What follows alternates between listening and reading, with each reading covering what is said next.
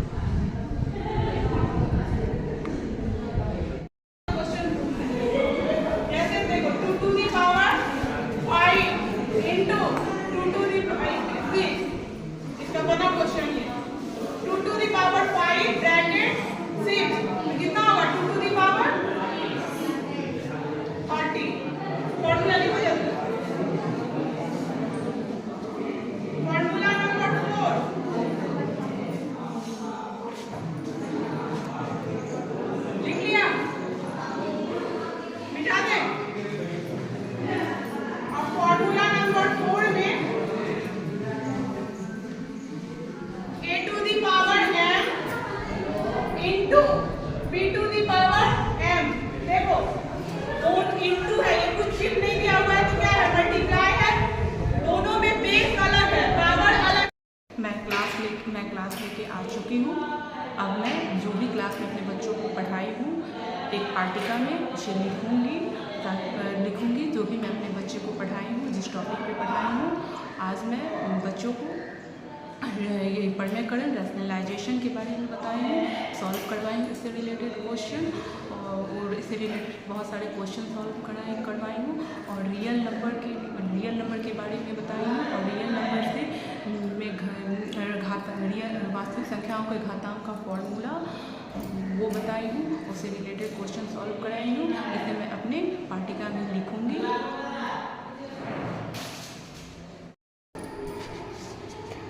जब भी मैं क्लास में पढ़ा के आती हूँ, जब भी मैं क्लास में पढ़ा के आती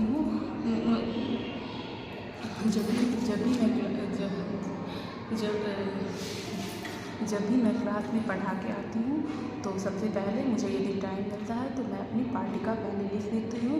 दोस्तों, पाठ्यक्रम लिखना स्कूल में ज़रूरत होता है, क्योंकि मैं जो भी क्लास में पढ़ाई हूँ उसे यहाँ पे शॉर्ट में लिखूँगी कि मैं किस डेट को किस पीरियड में क्या पढ़ाई हूँ, ये लिखना है मुझे। तो मैं इसे लिखती हूँ। मैं अपने बच्चों को आज 9th क्लास में वास्तविक संख्या यानी रियल नंबर के घातांक का फॉर्मूला पढ़ाई हूँ। उसके बाद परिमेयकरण करना, रैशनलाइजेशन करना सिखाई हूँ। तो इन सब चीज़ों को मैं अभी लिखती हूँ।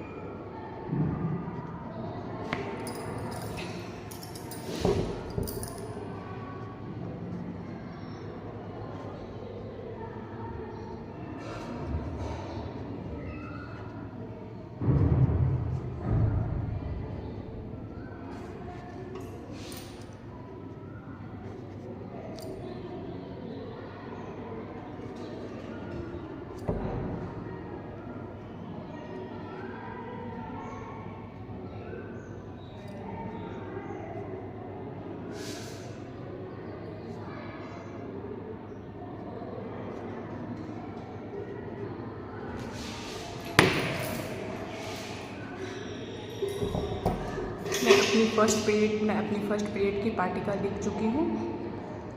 अब मैं यदि मेरे पास थोड़ा सा टाइम बचेगा तो 9th का एग्ज़ाम हुआ था, मैं उसका कॉपी चेक करूँगी और नहीं तो सेकेंड पीरियड में जाऊँगी।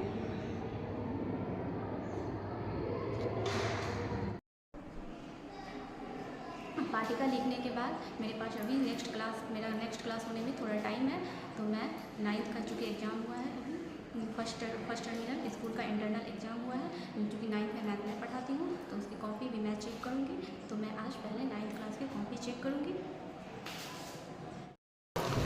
ये रही मेरी 9th क्लास के बच्चों की कॉपी। इसमें सबसे पहले मैं क्वेश्चन लाई हूँ। एक्चुअली मैथ का क्वेश्चन है ये, मुझे पहले इसे सॉल्व करना है। अच्छे से सॉल्व करके इसमें टिक लगा लूँगी। उसके बाद मैं बच्चों की कॉपी बारी बारी से चेक करूँगी। चलिए क्वेश्चन सॉल्व करती हूँ।